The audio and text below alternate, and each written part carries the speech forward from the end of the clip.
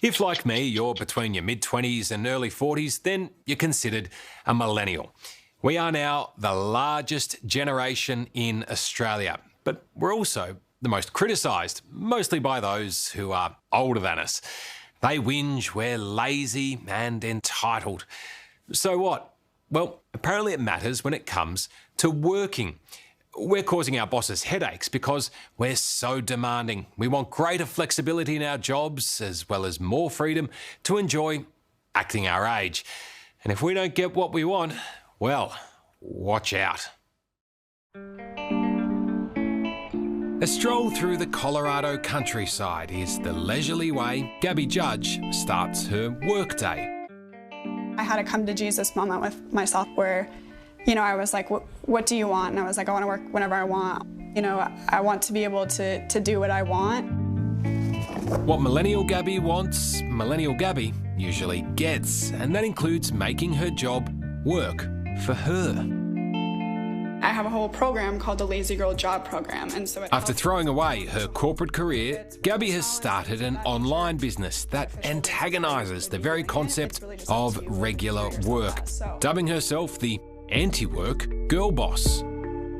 She literally makes her money telling office workers how to find easier jobs from the comfort of her own home.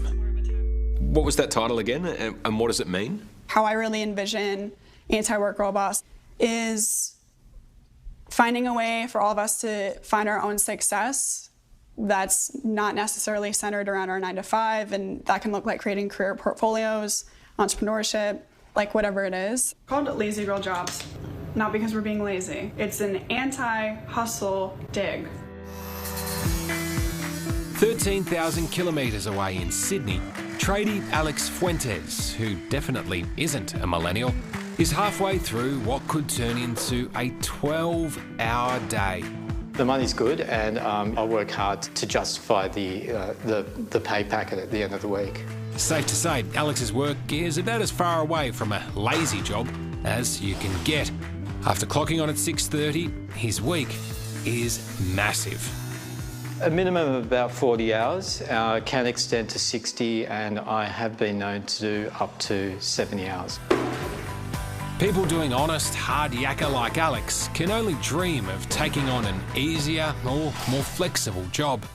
Do you think that younger generations are trying to find shortcuts, I guess, a bit too much on the work front, and they actually need to learn more about what a hard day's work involves? I think hard work in any industry is required. I don't believe in people who try and take shortcuts. If they're taking shortcuts in the industry that they're in, they're obviously in the wrong industry.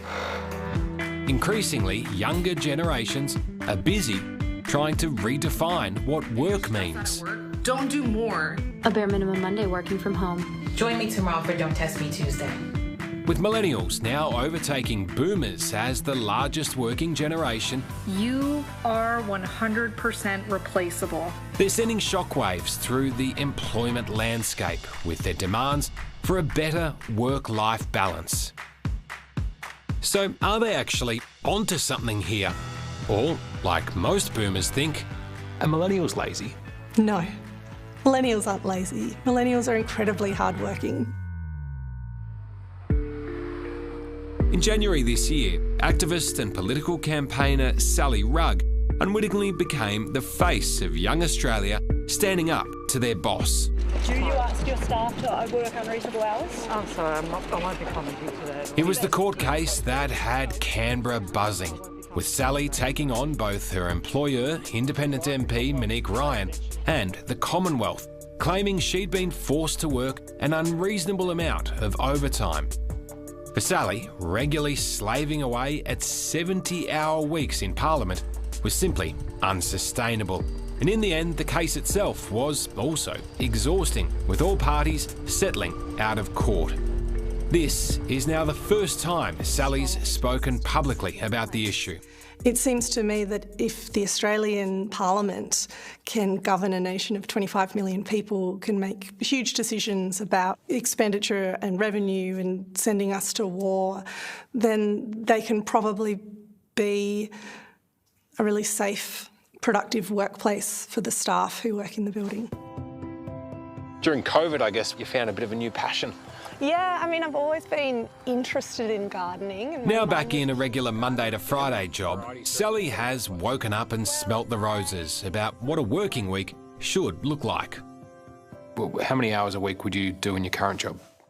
In my current job, I'm working standard hours of work each week. Australia was one of the first countries in the world to achieve a standard 40-hour work week, and I think that's like a pretty good measure of a week's work.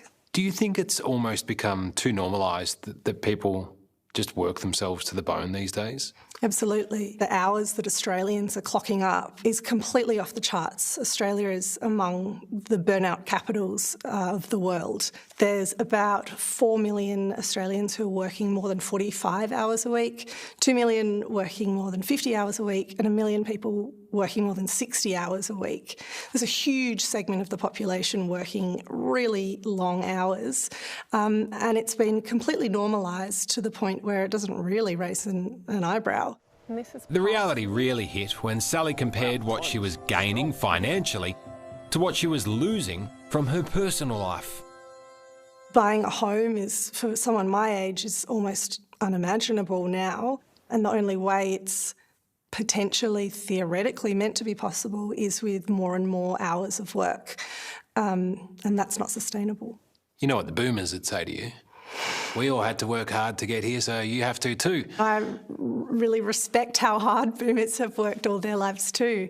I think for people of my generation, the promise that if you work hard, that work will pay off. That idea is becoming more and more like a myth. Do I want to work more and more overtime and lose these years with my children? Like, at what cost? If there's no benefit, like if this hard work isn't actually going to pay off the way we've been promised that it would, why would we also sacrifice time with our loved ones, being there with our kids when they're young? What is the perfect work-life balance? I'm not sure there is. I think balance is a myth. New York University economics professor Scott Galloway, clearly not a millennial, thinks it's time that the idealists grew up. He believes that young people should only be at home for 7 hours a day, and that's only for sleeping. The rest of the time, he says, they should be out there chasing success professionally. I think there are very few people that are successful that haven't sacrificed a decent amount of their 20s and 30s and sacrificed relationships, time with friends, physical fitness, whatever you want to call it, to make a big investment in work. Have you seen a real shift in the attitudes of people that are heading into the workforce? Look, I don't care if you're Beyonce or Bill Gates. And one thing very successful people have in common is that they work exceptionally hard. And it comes at a trade-off. What I would tell young people is they can have it all. They just can't have it all at once. So it's up to you. And before you start collecting dogs and kids, if you're ambitious, I would say you have to log the hours. The pandemic was a global reset for flexible work arrangements, and a lot of millennials want it to stay that way. That, combined with an ever-ageing population, is seeing businesses around the world bow to demands of young employees wanting more freedom in the way they work. And right here in Australia, there is one company doing that on an extreme level. Meet the guy worth $15 billion who has a very unique way of turning up to work. Do you work from home a lot? I work from home all the time. I might come into the office about once a quarter. Every 3 months? Every 3 months, yeah. Despite the ever-growing wave of young people pushing for more flexibility at work, there are some corporates in Australia bucking the trend. Adam Schwab is the CEO and co-founder of travel company Luxury Escapes, and he believes the work-from-home holiday needs to come to an end. The worker bees are buzzing? They are. It's good today. It's really great to feel that atmosphere. So a big thing for you has been getting people back into the office. Why do you feel so strongly about that? We're a highly collaborative business. We're a very technology-driven business. We're a very sales-driven business. Without that collaboration between team members, it's really hard to perform well. We hate isolation. We love people working together. But in the current climate, convincing your workers to come into the office 5 days a week is easier said than done. So Adam and companies like his are doing everything they can to make the office a place where employees want to be. So is this working hard or hardly working? This is what we do most of the time. So, right. Having fun's the most important part, we think. Ultimately for us, the business gets a much happier staff and staff that want to work for us. Free lunch and a hit of table tennis. Not a bad way to get people back on the tools. I think you want to make the office fun, and it's not you're not going to a theme park. It's people obviously are there primarily to work, but it doesn't have to be a terrible environment. It can be an environment that people really want to come to. According to Luxury Escape's internal research, there are some serious downsides to letting your employees work remotely. Rate of people leaving the business is double as high if you don't work from the office. So if you come into the office, you're 50% less likely to leave. 20 years ago, bosses probably didn't care too much about making their employees happy. It's, here's your gratitude, it's your paycheck. Now, shut up. Yeah. These days, how important is it for someone like you to actually think, okay, I've got to make sure morale is high and I've got to make sure that my workers are being fulfilled?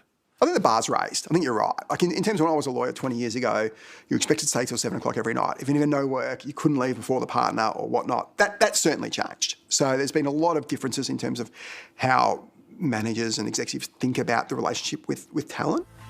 Companies pushing to get workers back in the office are fighting an uphill battle. The latest Bureau of Statistics figures show that nearly half of all Australian employees already work remotely to some degree and have no intention of going back to the office 5 days a week. Hey, good to see you. The young and savvy workforce at Australian software behemoth Atlassian, the flexible dream is already very much a reality. And that's exactly how it should be, according to Scott Farquhar, the company's co-founder and CEO. What do you think defines the work culture at Atlassian? At Atlassian, we don't take ourselves too seriously, but we really take the work seriously. And we expect people to bring all of themselves to work, not just leave part of themselves at home, but actually bring their whole selves to work. Bringing it to work, they can do that from home. Yeah, work is a vocation, not a location. And so we expect people to be able to work from home, from a cafe, from an office, but we don't really care where they do their work. What we care about is the output that they produce. Scott quite literally practices what he preaches. And being worth $15 billion seemingly affords you a high level of freedom in the flexibility you grant not just your workers, but yourself. Do you work from home a lot? I work from home all the time. I might come into the office about once a quarter and to every 3 months? Every 3 months, yeah. Wow. There's not many CEOs that would be able to work those kind of flexible hours, I don't think. Oh, I still work really hard, and I work with the teams who are around the world and around Australia. And a lot of our staff, now live remotely, and those people don't have a commute to and from work, so they save hours a day. And then they can bring their best selves to work because they can organise their work in and around all the other things that are going on in their life. And so we haven't seen a productivity change. It all sounds pretty good. But Professor Scott Galloway says be careful what you wish for. He believes the work-from-home culture could lead to future unemployment. I think it's terrible for young people remote work. And also, there's just a basic reality, and that is if your job can be moved from Sydney to Melbourne, it can be moved to Manila and then to Mumbai. So be clear, if you want to work remotely, more power to you, and if you can find that job, great. You will make less money. On top of the potential job losses, Scott thinks that the lack of structure creates laziness and sets young people up for failure. There's a lot of places to hide at home, and I think that people really get used to the flexibility and the ability, whether it's to walk their dog or take a break on their own terms. But at the end of the day, I think they're missing out. I think they're missing out on a certain level of responsibility. I don't know about you. I needed those guardrails. I needed to put on a tie and a suit and be at work by 9 a.m. such that I didn't go out and get drunk during the week. Great, so thank you so much for joining us today, Scott. Almost half the employees Atlassian's hired in the last year live more than 2 hours from a company office, which Scott says has benefited the business by opening it up to a larger talent pool, while their work from anywhere policy has helped their employees deal with the cost of living crisis. So it's just about choice, really, at your place? It's giving people the freedom to live where they want. We have an employee that used to live on the lower North Shore of Sydney, lives in an apartment with his children, and was just unhappy with the amount of space and how the cost of Sydney housing, and looked around. And once we announced the Team Anywhere possibilities that you could work from anywhere, he then moved to Wollongong and lives in a 4-bedroom house, 10 minutes from the beach. His kids in the afternoon play with the neighbourhood kids and just go running outside, and he's totally transformed his life. So if your employees can coach their kids' sports team, they turn up to work happier the next day? Totally. They turn up to work happier the next day, and they want to work for us for a long time because they're enjoying their job and enjoying how that impacts on their life. Australians are now trying to work out what they want from their workplace like never before. For many millennials, like Sally Rugg, who took her fight about working hours to court, it's now their job to convince older generations that they're doing it wrong. As a general rule of thumb across the board, do you think Australians should be spending less time at work? It's about balance. And you think our balance is off kilter at the moment? I do think our balance is off kilter. 50 years ago, people used to smack their kids, and they're like, well, I got smacked, so we get smacked kind of thing. And then over time, people start to open their eyes up and go, maybe that's not the way to go. And that's kind of the reflection that people need to have now, that just because you've been doing it forever doesn't mean it's the right way to do things. That's right. And that's why I think young people are the most vocal in this conversation, because it's always young people who look at how things have always been done and say, I think we can do it differently. I think we've all been there. The younger generation, you know, they have like a different mindset. Tradie Alex Fuentes loves his job, and he doesn't want to change the way he works. For Alex, putting in the hard yards is something that he says simply comes with age and responsibility. I've become a stronger and more dedicated worker in my older age. I'm 53 years old and I've got 2 children. So that kind of motivates me a lot more to get the work done and to commit myself to work and become dependable and reliable. And, you know, for me, I'm just trying to create a financial foothold for my children. Hello, I'm Tom Steinford. Thank you for watching 60 Minutes Australia. Subscribe to our channel now for brand new stories and exclusive clips every week. And don't miss out on our extra minutes segments and full episodes of 60 Minutes, which are on 9now.com.au and the 9Now app.